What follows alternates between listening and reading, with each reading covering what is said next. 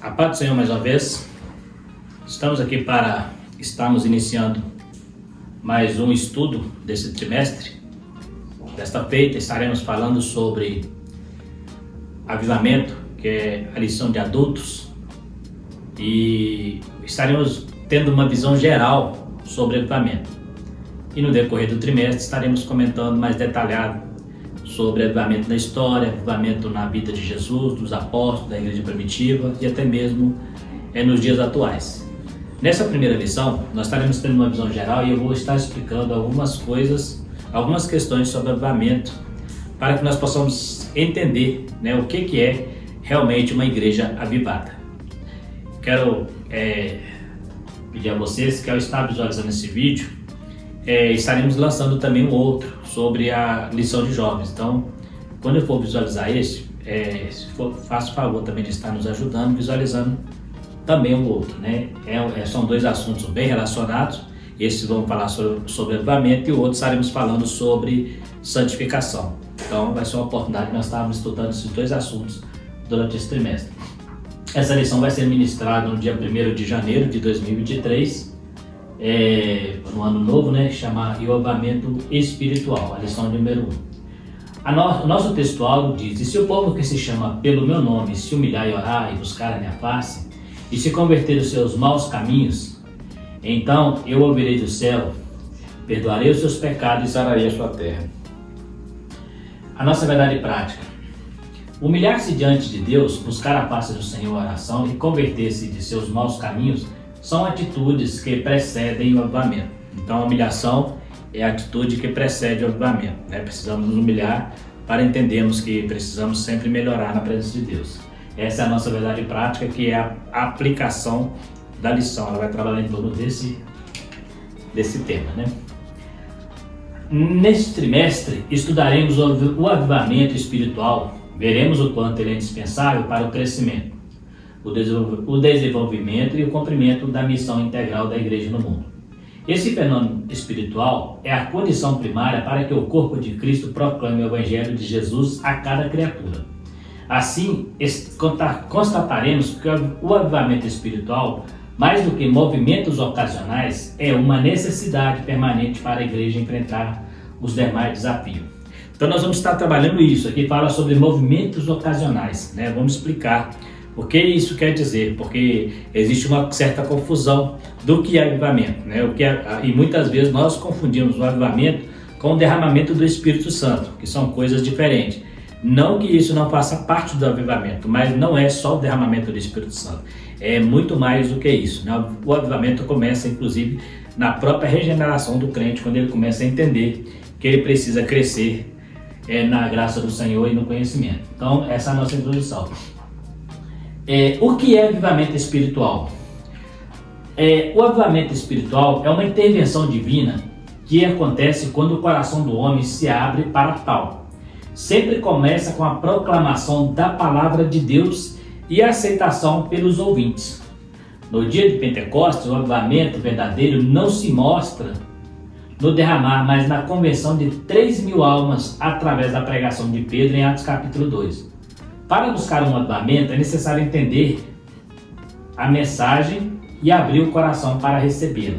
Então eu fiz questão de destacar aqui, por quê? Porque quando a gente fala de avivamento, a primeira coisa que vem à nossa mente é o derramamento do Espírito Santo, dons espirituais, batismo com o Espírito Santo. Isso tudo faz parte, mas o avivamento verdadeiro é exatamente o que aconteceu. Porque quando o Espírito Santo desce sobre a igreja, em Atos, já era uma igreja avivada, era uma igreja que estava em oração. Então eles não precisavam de avivamento, eles precisavam de revestimento. Mas o avivamento vem quando almas começam a entender isso. Então o avivamento aconteceu na vida daquelas pessoas que aceitaram a mensagem de Pedro. Aqueles ali foram avivados, porque os que estavam orando, eles já estavam avivados. Tanto é que estavam orando buscando uma promessa que Jesus tinha deixado de mandar o Consolador. Então é bom a gente separar isso, por quê? Porque muitas vezes nós temos aquela visão de que uma igreja pentecostal, derramamento do Espírito, dons espirituais, é uma igreja avivada, e muitas vezes nem sempre quer dizer isso, né? Nós vamos mostrar mais para frente essa questão. Então, o que é avivamento em Pentecostes? É o derramamento do Espírito?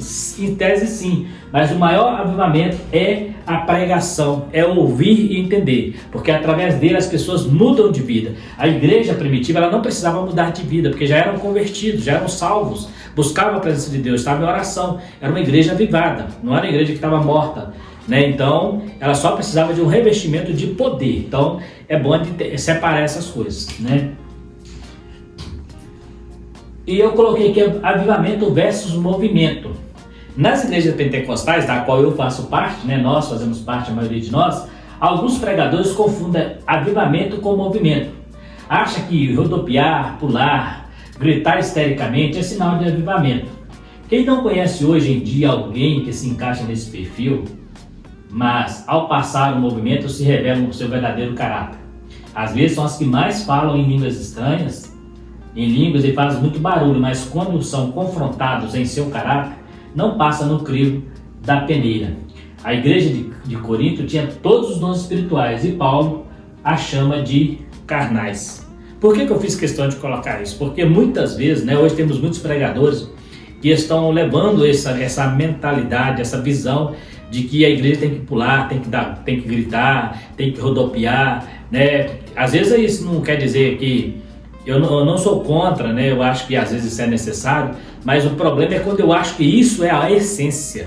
Eu acho que isso que é o essencial. Então, muitas vezes, a gente já viu, né? Muitas pessoas que são muito espirituais dentro da igreja, ou são usadas nos dons espirituais, são usadas em línguas, em profecia.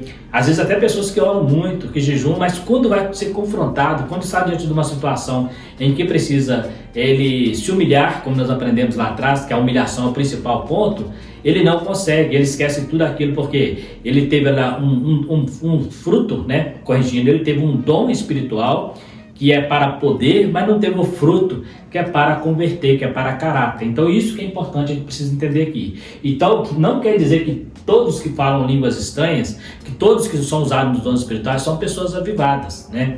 Muitas vezes a pessoa sai da igreja e recebeu aquela carga de poder, quando chega em casa, né, ele perde a paciência com o vizinho, com o colega de trabalho, com a esposa, e às vezes comete até, né, soltam palavras torpes, coisas que não condiz com a vida cristã. Então é importante eu saber quando é que eu sou avivado, quando eu percebo que essas coisas têm que ser banidas da minha vida, o pecado, aquelas coisas que impedem a presença de Deus. Então é só para entender isso aí. Então muitas vezes nós vemos pregadores hoje, né, que eles gostam de fazer a igreja rodopiar e faz todo aquele movimento, e essas pessoas ficam ali, e ele procura atingir muito mais o emocional dessa pessoa do que o espiritual, né?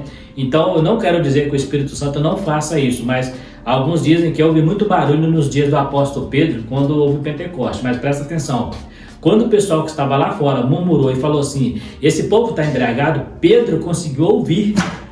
Se ele conseguiu ouvir, então significa que não havia tanto barulho. Ele estava orando numa voz que ambiente, que deu para ouvir até a murmuração de lá de fora. Era 120 pessoas orando, e quando alguém murmura, ele ouve. Então a gente precisa separar essas coisas, né? Tem gente que acha que quanto mais gritar, mais poder. Quanto mais língua estranha, mais poder. Nem sempre, né? Muitas vezes o poder não se revela tanto nas manifestações dos dons. O dom é para revestir, para você fazer a obra. Mas o avivamento, ele tem que nascer do coração, do arrependimento, né?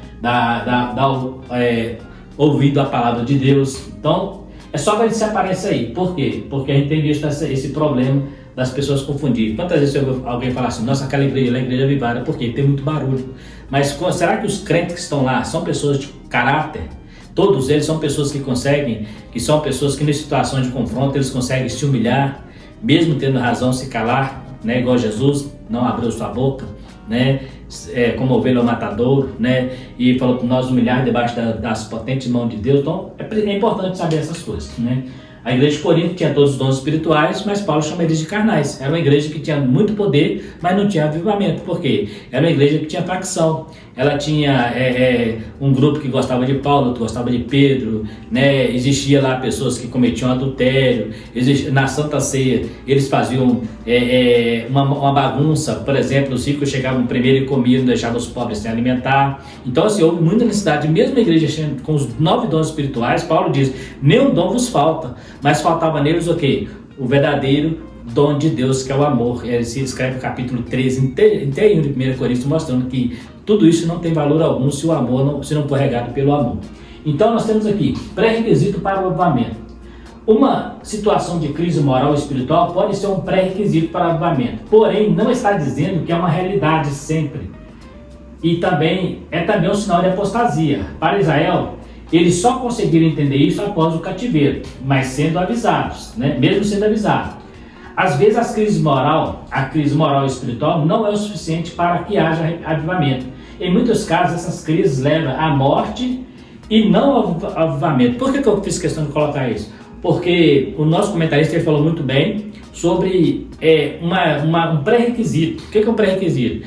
Uma crise moral ou espiritual numa igreja leva aqueles que são verdadeiramente crentes a se preocupar em buscar uma mudança, né? A buscar uma renovação. Mas não quer dizer que se a igreja toda está envolvida nisso, não quer dizer que isso vai ser um avivamento. Nós temos um exemplo da igreja de Laodiceia, que Jesus vai repreender o pastor da igreja, o anjo da igreja, e dizendo que eles eram o Espírito Santo, ou seja, Jesus estava fora da igreja, estava batendo a porta, ele não estava dentro da igreja. Então, ali a monidão espiritual não foi pré-requisito para avivamento, precisou que houvesse uma profecia. Então, não quer dizer que toda vez que houver uma crise moral, uma crise espiritual, vai acontecer avivamento. É só um requisito para que aqueles que querem avivamento se preocupar e começar a observar isso. Hoje temos muitas igrejas cheias de pessoas vazias. Hoje estamos mais preocupados com prédios, né, do que com pessoas, né? Hoje, para algumas igrejas, as pessoas são como...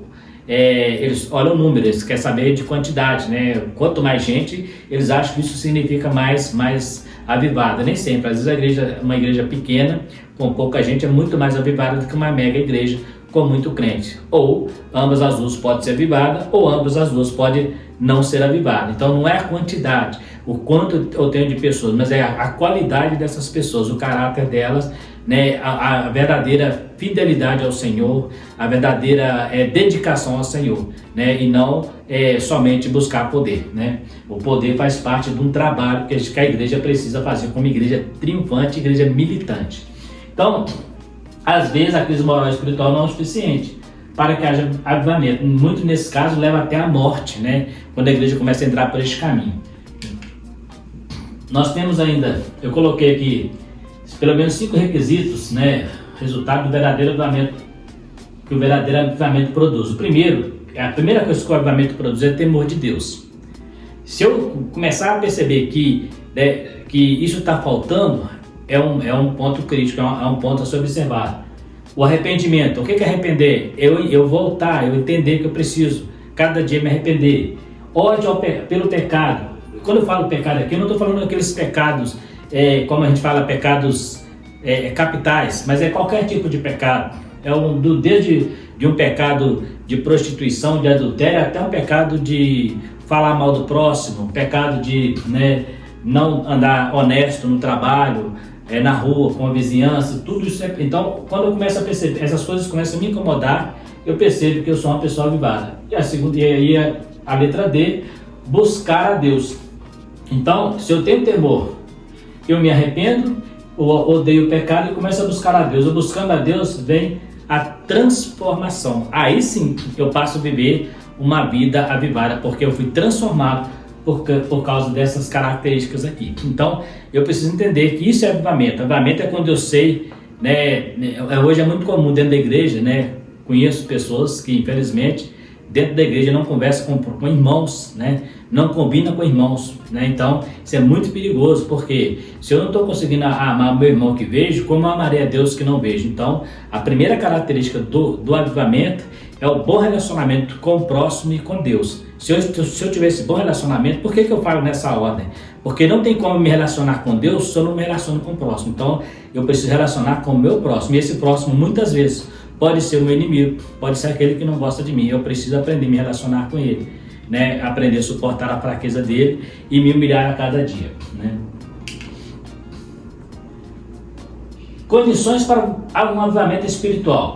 Primeira, a crise, né? Aqui a nossa lição está dizendo: a crise levará a vários comportamentos negativos, como revolta, medo, desespero. Esses comportamentos podem levar as pessoas a procurarem socorro. E se procurar na palavra pode ser o início de um despertamento para a vida. Não significa que toda crise leva ao avivamento, é aquilo que nós falamos. Então, quando essas coisas começam a acontecer, o desespero, quantas pessoas vão para a igreja porque ele começa a perder a esperança e ele entende que só na palavra ele consegue a sua esperança, né? Então, muitas vezes as pessoas vão para a igreja com medo, né? Porque dificilmente as pessoas procuram a igreja. Uma boa parte das pessoas que estão muito bem no mundo, tanto financeiro, até mesmo moral, essas pessoas são mais difíceis de procurar a igreja, né? Mas quando surge um problema no relacionamento, na família, no trabalho, aí as pessoas começam a procurar a igreja, e aí pode ser o momento da pessoa buscar um avivamento, né? A humilhação diante de Deus. Aqui está o início do despertamento baseado em 2 Crônicas. Se o povo que chama pelo meu nome, ou seja, o povo que carrega sobre si o nome de Deus. Se esse povo se humilhar, né? Esse é o primeiro passo para um avivamento, quando nos humilhamos diante de Deus.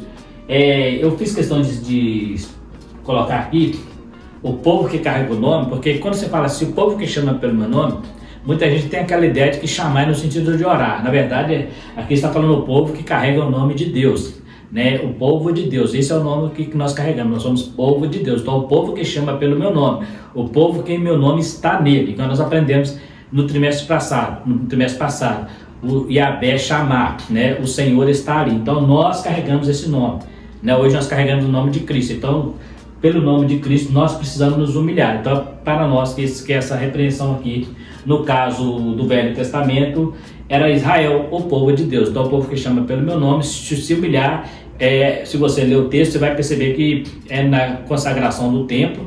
E Salomão, né, Deus fala para Salomão que se eles cometessem pecado, que Deus mandaria eles para o cativeiro. Mandando para o cativeiro, mandaria a peste e fome atrás deles. Mas se eles lá no cativeiro se lembrassem de Deus e se humilhassem, haveria um avivamento. Porque nós temos exemplo, inclusive, de Daniel, que estava lá na Babilônia, e lá ele orava virado para Jerusalém, né? E lá Deus deu para ele uma revelação do retorno do povo do cativeiro para a restauração da cidade. Então, a humilhação vai ser sempre o passo principal para que eu volte, para que eu me aviva, né? Que eu sinta que Deus traga sobre a minha vida um avivamento. Eu preciso sempre me humilhar.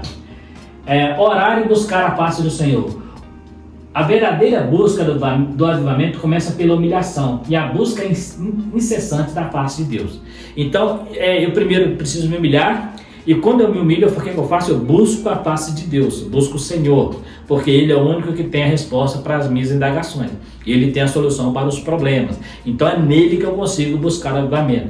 E eu consigo fazer isso. Aí alguém pergunta, Marcelo, mas se eu for uma igreja, eu consigo buscar o avivamento? Se for uma igreja que pregue a palavra com verdade, lá vai ter pessoas usadas por Deus, assim como foi os profetas no passado, para te direcionar o caminho. Mas quem faz o avivamento é a sua humilhação, a sua busca, e Deus trabalha através disso aí. Conversão sincera dos pecados. Não adianta humilhar e buscar a face do Senhor e não confessar os pecados. Oração, jejum e humilhação sem confissão não é humilhação, e sim fanatismo. Já viu aquelas pessoas que oram, jejum, né, vão à igreja sempre, está sempre na igreja, mas quando você vai conversar com ele, existe deficiência, né, deficiência no caráter. São pessoas, né, mal-humoradas, pessoas que não conseguem amar o próximo, pessoas vingativas, né? Mas oram tanto, igual os fariseus, faziam isso, oravam, jejuavam, mas Jesus chamou eles de sepulcros caiados, porque era muito bonito por fora, mas por dentro precisava de vida. Isso é avivamento. Então eu preciso pensar nisso. Eu tenho que ter as duas coisas. Eu preciso ter o poder, eu preciso ter a unção, eu preciso ter os dons espirituais, mas isso não vai ter efeito algum se eu não viver também o fruto do Espírito, que é o principal foco do avivamento. É nesse quesito que Deus trabalha. É na humilhação, renunciando a mim mesmo, tomando a minha cruz e seguindo a Ele. Então, eu estou sempre fazendo esse paralelo para a gente entender o que é avivamento, o que é revestimento, né? Porque a gente confunde muito isso, né? Não, fulano, ele chega na igreja e fala mais língua do que todo mundo, ele ora mais que todo mundo, aquele camarada é uma pessoa avivada. Será que é mesmo? A gente precisa andar com essa pessoa para ver se isso é real. Quantas vezes a gente anda com uma pessoa na igreja e aquela pessoa é uma pessoa 10, uma pessoa fiel. Aí quando você começa a caminhar com ela, você começa a ver coisas que você fala assim, poxa, eu não esperava, né? Eu não imaginava que essa pessoa era assim. Isso é muito comum acontecer. Então a gente precisa tomar esse cuidado. Eu preciso ser um cristão de verdade muito mais lá fora do que dentro de uma igreja. Necessidade de um avivamento espiritual. A situação de Judá. Por causa da desobediência, de Judá, os profetas alertaram a respeito da futura destruição da nação, mas o povo não ouviu as divinas advertências. Amós, né, Isaías, e nós estudamos também esse passado sobre essa questão, né, de o profeta Ezequiel vendo as abominações do templo, profetizou. Temos o caso do profeta Jeremias, né, que também profetizou e o povo não ouviu. Então, por causa disso, a situação espiritual de Judá estava muito caótica e aí volta aquela questão que eu falei. Eles entraram numa crise. Essa crise não trouxe livramento, levou na verdade o cativeiro e quase a morte, né? A extinção, inclusive, quase a morte das tribos de Israel e depois as tribos de Judá, né? A tribo do sul. Então, assim, só depois de 70 anos é que aconteceu um avivamento com esse povo, mas a princípio eles ficaram, aquela crise espiritual não levou ao avivamento, mas levou à apostasia total e por final o castigo do cativeiro. Destruição do templo e morte. Por ignorar a voz do Senhor, o povo foi levado em cativeiro para a Babilônia, o templo foi destruído. Além disso, um terço deles morreu de fome e de peste, ao passo que outro terço morreu pela espada. Então nós vemos aqui que não foi só a destruição do templo, mas uma mortandade muito grande por causa da desobediência, por causa de uma crise espiritual, uma desobediência não ouvindo os profetas, Deus os manda para o cativeiro. Não vou parar muito aqui porque falamos muito sobre isso no trimestre anterior. Chamado para reconstruir o templo. A vida espiritual do povo pós-exílio não era boa, pois eles não sentiam falta eles sentiam falta do lugar de reunião para adorar o Senhor. Por meio do profeta Ageu, Deus cobrou do povo rebelde a reconstrução do templo que o exército babilônico destruiu. Então, presta atenção, eles estavam tão cegos que eles estavam lá no cativeiro e eles não sentiam falta do lugar de adoração. Uma coisa mais importante para os judeus quando estavam na presença de Deus era exatamente o lugar de adoração, era o templo. Mas lá no cativeiro eles não sentiam falta, precisou de levantar o profeta Ageu para começar a exortá-los a voltar e a reconstruir o templo. Então assim, eles não sentiam falta. É aquela pessoa que foi para o mundo, se desviou e agora não sente falta mais da presença de Deus. Ele precisa ser avivado. Por isso que eu falei que o avivamento começa com a proclamação da palavra. Eu preciso pregar para essa pessoa. Quantos crentes, quantas pessoas estavam na igreja caminhando e muitos viraram até ateus, né? Outros não querem servir a Deus e não tem mais força para caminhar, né? E não sente mais necessidade de ter um local para adorar. Esse local aqui no tempo de Israel era o templo, mas para nós pode ser a nossa casa. Pode ser onde eu estiver, eu senti aquela necessidade de buscar ao Senhor. Quando isso começa a desaparecer, é sinal de morte espiritual, é sinal de apostasia. E aí sim eu preciso que Deus use alguém para pregar a palavra, para que haja em mim novamente um avivamento. Observa que muitas vezes essas pessoas que desviaram eram pessoas que outrora tinham poder, tinham dons espirituais. Pessoas desviadas que são batizadas com o Espírito Santo. Então, como que eles saíram, se eles tinham tanto poder? É porque não cuidou da outra parte, que é o caráter, que é o amor ao próximo. Então, o poder é para trabalhar, é para agir, mas o fruto é para viver, é para ir para o céu. Então, são coisas diferentes. Então, é bom, a gente precisa das duas coisas. Eu preciso do caráter, do fruto, para eu permanecer firme, né, com domínio próprio. Muitas vezes o cara é cheio do Espírito Santo, tem um dom espiritual, mas ele não tem domínio próprio. Se pisar no pé dele, ele vai se estourar, né? Vai perder a paciência e vai jogar tudo por terra que ele recebeu ali de Deus ali.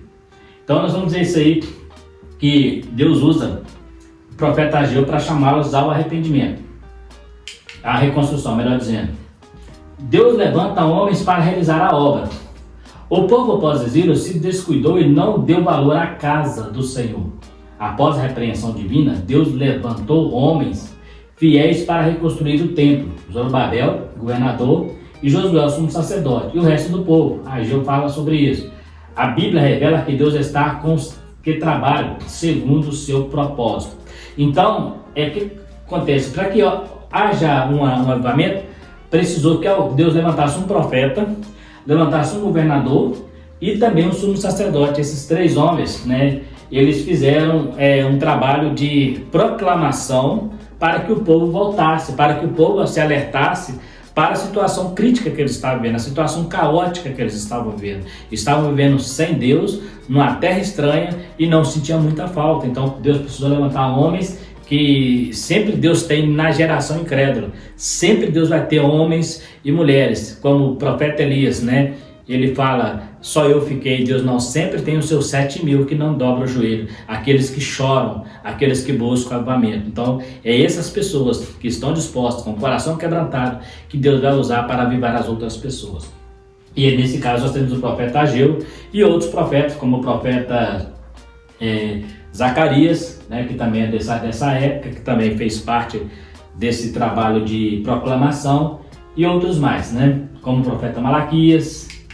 São os profetas pós-cativeiro.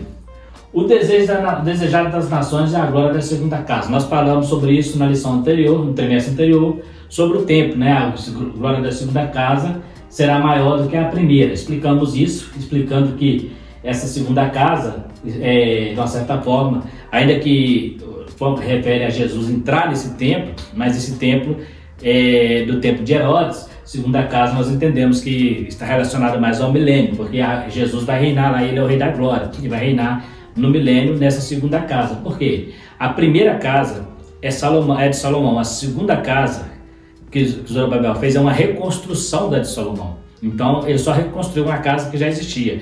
E o tempo de Herodes é uma amplificação, ele ampliou, né? Ampliou. Então é a mesma casa que é reconstruída e ampliada. No milênio não, porque quando o general Tito invade Jerusalém no ano 70, ele destrói tudo, arranca até as pedras da base, e, né, ele deixou só o muro oriental, que nós já falamos sobre ele, que é o muro da alimentação. Mas no milênio, o novo templo será construído, não é reconstruído e nem ampliado, será construído. E a segunda casa será mais gloriosa porque é um período de paz e o Senhor da glória vai estar lá, que é Jesus, né?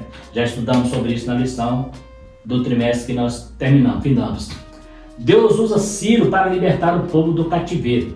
Ciro não era filho de Israel, não era servo de Deus, ele era o rei da Pérsia, lá nos anos 530, 550 e 530 a.C., mas foi levantado pelo Altíssimo para executar os seus planos de libertação do povo de Israel, que se achava cativo em Babilônia. Então nós temos aqui o Ciro. Quando a Bíblia fala meu servo, não quer dizer que este homem era um homem que servia a Deus, um homem que adorava a Deus. É servo no sentido de cumprir um propósito. Deus usou ele para arrebentar, né, acabar com Babilônia, porque Babilônia, Deus chama a Babilônia também de meu servo para punir Israel, para punir eles por causa do pecado. Só que eles foram tão cruéis que Deus falou que ia cobrar deles. Eles foi além daquilo que Deus tinha permitido. Então Deus levanta Ciro para acabar com o Império Babilônico e libertar o povo. Então ele tinha um propósito de acabar com o Império Babilônico e libertar Israel e dar eles liberdade para voltar para a terra deles. Então por isso ele é chamado meu servo, no sentido de que ele exerceu um propósito, ele fez algo que Deus autorizou ele fazer, mandou ele fazer, e chama ele até de meu ungido, um termo usado mais para homens de Deus e não para um homem, no caso desse rei, que ele não era totalmente um servo de Deus, né? Então esse servo de Deus no sentido de servir. Promessas de Deus a Ciro. Foi tão importante o papel de Ciro que o Senhor chamou de seu ungido, fazendo-lhe promessas tão grandes que só foram vistas em relação a homens verdadeiramente chamados para realizar seus divinos propósitos. Então Deus faz promessa para ele de dar vitória nas batalhas, né? E chama ele de meu servo, assim, não vou deixar, nenhum exército vai parar em pé diante de ti que eu te darei vitória. Então são promessas que Deus dá, por quê? Mas essas promessas eram condicionadas. Se ele não libertasse o povo de Israel, isso não aconteceria. Então primeiro ele precisava destruir Babilônia, libertar Israel para depois continuar expandindo o seu reino e vencendo os inimigos. Então quando fala que ele é meu servo, é nesse sentido, porque a gente acha que servir a Deus é bem diferente do que adorar a Deus. Às vezes o camarada, tem muita gente que serve a obra de Deus, mas não serve o Deus da obra. Então eu preciso entender que eu preciso servir a Deus, mas com o coração na obra e não por obrigação, mas voluntário, né?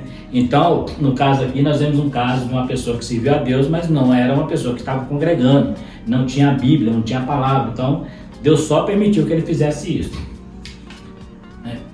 Ciro liberta Israel do cativeiro. Logo no início do seu reinado, o rei Ciro ouviu o chamado de Deus para executar a grande missão de libertar Israel, cumprindo as profecias que anunciavam o fim do cativeiro. Nós temos Jeremias, lá em Daniel também fala, no ano primeiro do rei Ciro, 538, ele cumpriu o que Deus colocou no seu coração, que era libertar Israel, né? E Daniel fala, né, depois que lá no capítulo 9, a partir do versículo 24, ele fala sobre as 70 semanas, ele fala sobre o retorno, que ele fala assim, lendo pelas profecias de Jeremias, eu entendo que o cativeiro é 70 anos, e segundo Daniel já estava cumprido esse período. Aí Deus levanta Esdras para reconstruir o templo e Neemias para reconstruir os muros, e o povo volta, né, só o reino do sul, nós já estudamos sobre isso também, o reino do norte não volta, né, só o reino do sul que volta para voltar a habitar na terra, e aí eles constroem o templo.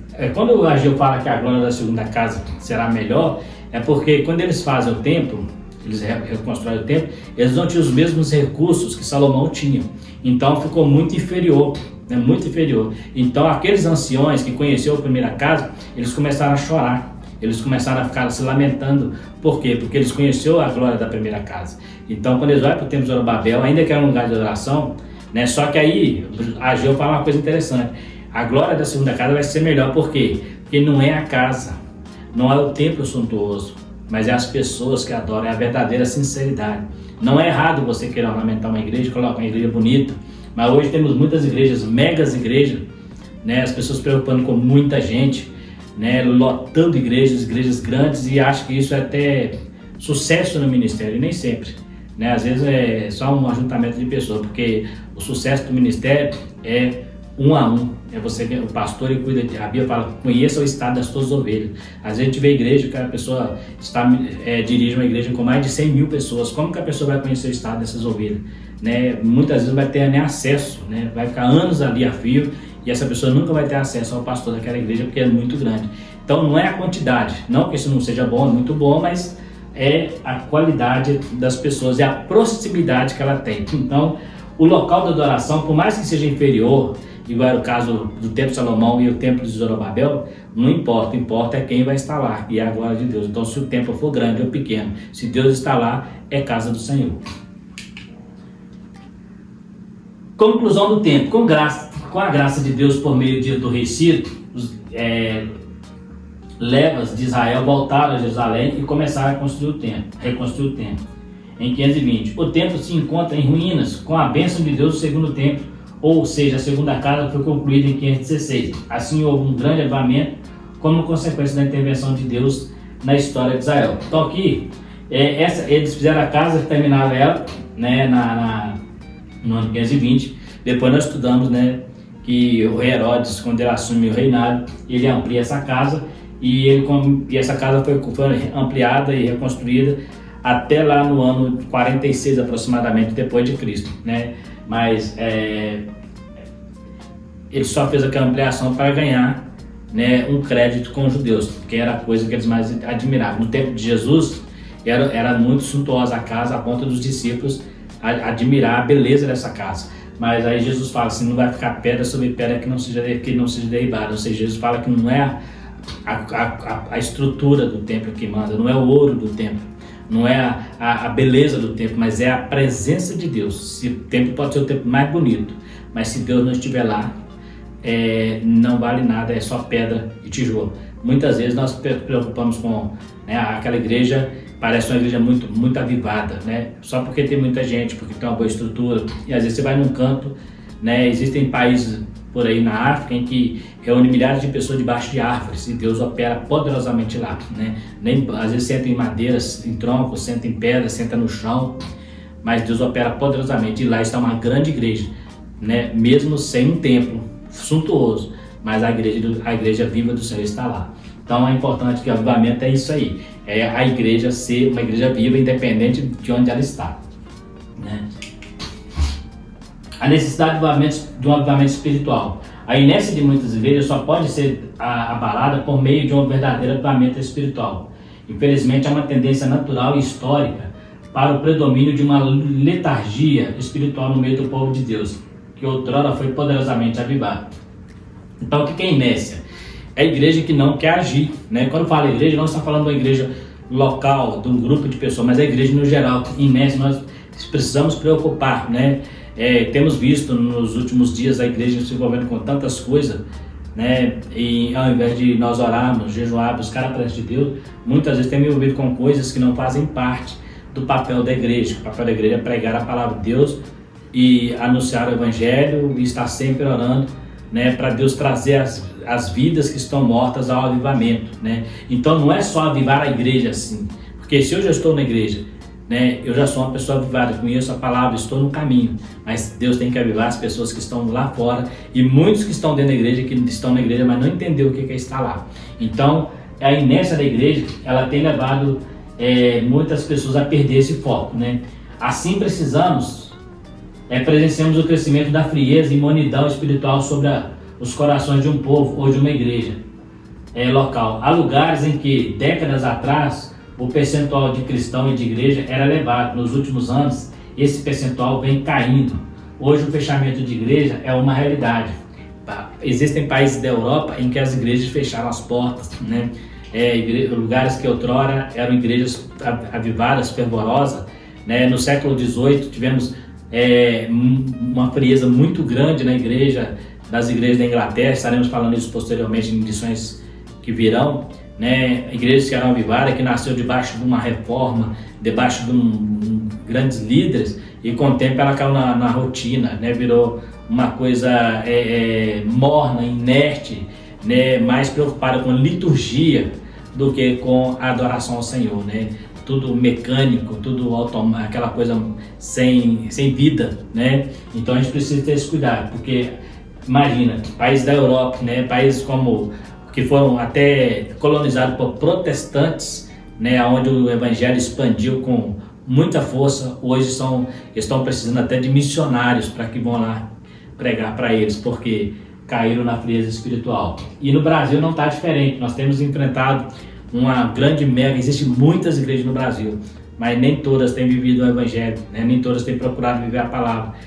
Hoje as igrejas estão mais preocupadas em trazer algo atrativo, copiando coisas, né, do mundo, né, ou até mesmo de outros lugares, para atrair pessoas pela visão, né, pela emoção e não pela renúncia, pela humilhação, né? Tem pregado o evangelho de autoajuda, o evangelho que leva as pessoas a ir para a igreja por interesse, né, e não por arrependimento. A pessoa vai para a igreja esperando receber algo e não vão para a igreja esperando doar algo, que é doar a si próprio para Deus. Precisamos ter esse cuidado, que o verdadeiro avivamento não te leva para a igreja para receber, te leva você para a igreja para você doar a sua vida aos pés do Senhor. Quando você entender isso, você está recebendo o verdadeiro avivamento.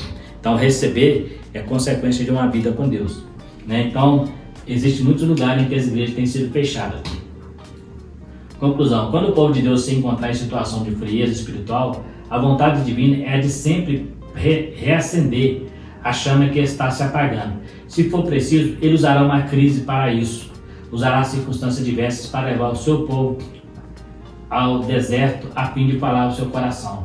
A sua exigência, porém, é que o seu povo se humilhe, busque a sua face e se converta de seus maus caminhos. Então o avivamento espiritual não tardará. Segundo o nosso comentarista, ele fala que se for necessário, Deus pode mandar uma crise, né? Essa crise já existe. Então a gente tem visto nas regiões, né, em algumas regiões, as igrejas estão mais preocupadas, até disputas, né? Observa que hoje as igrejas elas não estão se preocupando muito em levar um evangelho genuíno, como falamos agora há pouco. Por quê? Porque às vezes as pessoas não suportam mais ouvir o evangelho de verdade, o evangelho de confronto, né? E muitas vezes as igrejas que mais enchem, aquelas igrejas em que os pastores, os pregadores falam aquilo que o povo quer ouvir e não aquilo que o povo precisa. Então, segundo o comentarista, Deus pode mandar uma crise, né? Mas que tipo de crise? Né? Isso não dá para saber, né? Deus não vai forçar ninguém a estar com ele. Eu não entendo, eu não consigo entender Deus trazendo algo para fazer eu avivar. Ele vai trazer um despertamento, mas crise E eu particularmente eu não consigo ver Deus trabalhando assim, porque senão é como se ele estivesse forçando o povo a caminhar com ele. Agora que ele pode trazer uma visão, um despertamento, tocar no coração das pessoas para que essas pessoas voltem, aí sim, aí eu entendo, né? Por exemplo, Deus começar a falar, porque existe a gente cai naquela questão, daquela máxima antiga, né? Quem não vem pelo amor, vem pela dor, né? Eu não creio nisso. Deus nunca vai querer alguém do lado dele que seja forçado, que seja pressionado, ele quer voluntário. Então primeiro ele vai levar a palavra, o Espírito Santo vai convencer, essa pessoa vai se converter, e ela se convertendo, ela vem para os pés do Senhor, voluntariamente se humilhando e dando glórias ao nome do Senhor, sem nenhuma pressão psicológica, sem nenhum terrorismo, mas simplesmente pelo amor à palavra de Deus. No mais, está aí a nossa lição, a nossa primeira do trimestre. Mais para frente, nas próximas, estaremos falando sobre outros temas relacionados ao avivamento, sobre, como falei, vamos começar falando do Velho Testamento, dos avivamentos que teve no Velho Testamento, no Novo Testamento, no ministério de Jesus, dos apóstolos, Estevão, na história da igreja pentecostal. E então a gente vai trabalhar várias áreas do avivamento, e sempre batendo na tecla: avivamento é humilhação, arrependimento aos pés do Senhor. Que Deus possa abençoar. Muito obrigado, e continue conosco acompanhando as próximas lições que estaremos trazendo aqui esse tema, e logo em seguida também estaremos lançando outro vídeo junto com esse da lição sobre santificação, que está muito relacionado, vamos estar falando sobre isso. E você, ao visualize este vídeo, não só esse, mas o outro também, dê o seu like, né? Assista, porque mesmo que são assuntos no nosso caso da Assembleia de Deus, são assuntos de jovens separados dos adultos, mas todos os assuntos são essenciais para todos, né? Falar sobre avivamento e sobre santificação, para nós sabermos o que é isso. É um assunto que vai ser muito bom. Então, acompanhe com a gente os 2 vídeos que estaremos lançando. Dê o seu like, se inscreva no canal, né? E compartilhe, divulgue, né? Para as pessoas. Quem sabe você conhece alguém que quer saber um pouco sobre o que é avivamento, o que é santificação. É a oportunidade de estar assistindo nosso canal e aprendendo um pouco mais. No mais, muito obrigado. Deus abençoe a todos vocês, e fique com Deus, e até a próxima.